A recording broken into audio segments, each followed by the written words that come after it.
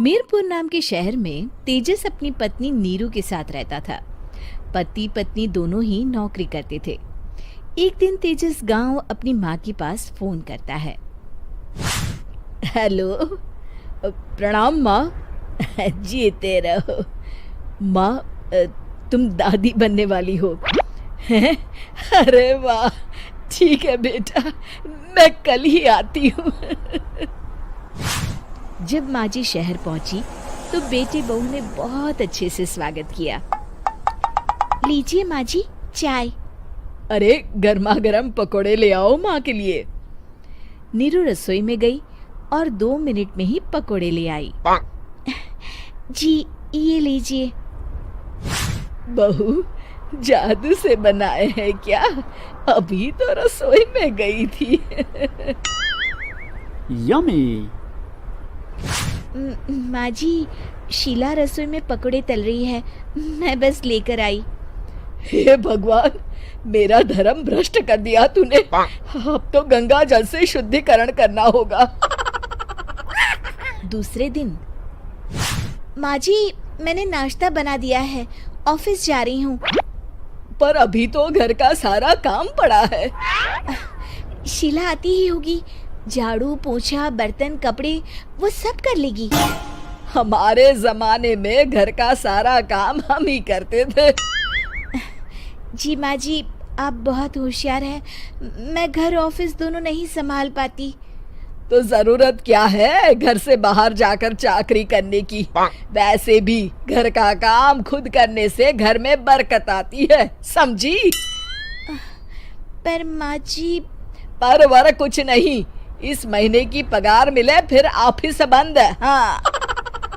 रात को नीरू तेजस से कहती है, सुनिए जी, माँ जी बोल रही थी कि मैं नौकरी छोड़ दूं। वैसे ठीक ही तो है, अभी तुम्हें आराम की जरूरत है। फिर भी आराम कहाँ, शीला को छुड़ाने के लिए बोल रही थी। तो अब 24 घंटे में इतना काम तो कर ही सकती हो। पर जॉब पसंद है मुझे, घर पर मन नहीं लगेगा। अगले दिन जब दोनों ऑफिस के लिए निकल रहे थे, मेरी तो कोई कीमत ही नहीं है इस घर में।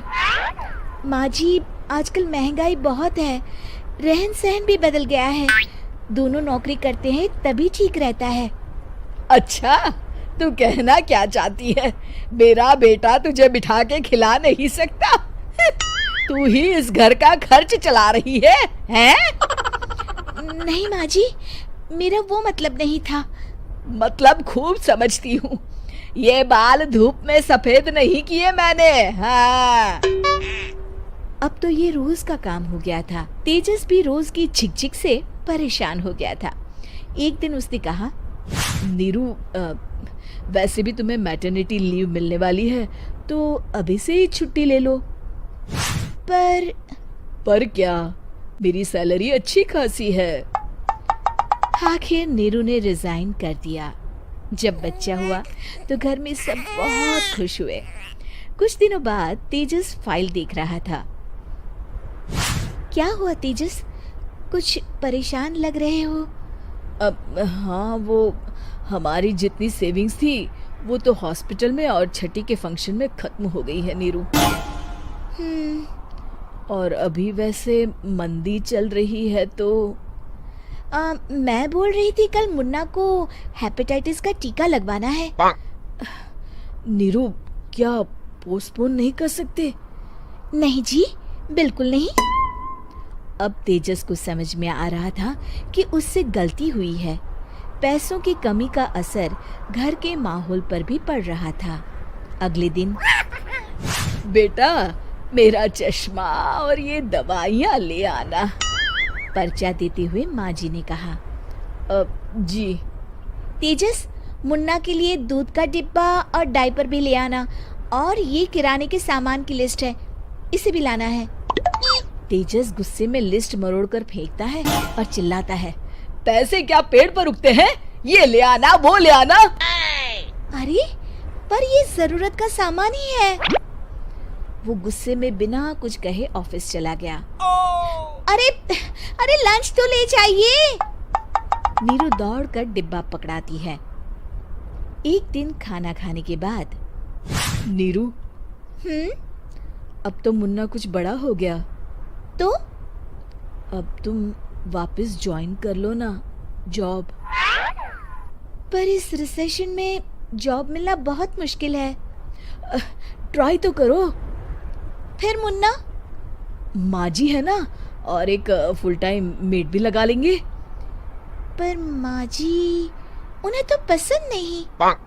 तभी माँ जी वहाँ आ जाती है और प्यार से नीरू के सर पर हाथ फेरते हुए बोलती है, अब मेरी समझ में आ गया बहू, पहले के और अब के समय में अंतर है। तुम काम शुरू करो, मुन्ना की जिम्मेदारी मेरी। मेरी प्यारी माँ जी। ये कहकर नीरू उनके गले लग गई। शिक्षा, परिवर्तन संसार का नियम है, हमें भी समय के साथ चलना चाहिए। उम्मीद है कि आपको हमारी ये कहानी पसंद आई होगी। कृपया हमारे चैनल को सब्सक्राइब करें और सभी अपडेट्स के लिए बेल आइकन जरूर क्लिक करें। और हाँ, वीडियो लाइक और शेयर करना मत भूलिएगा। Bye bye.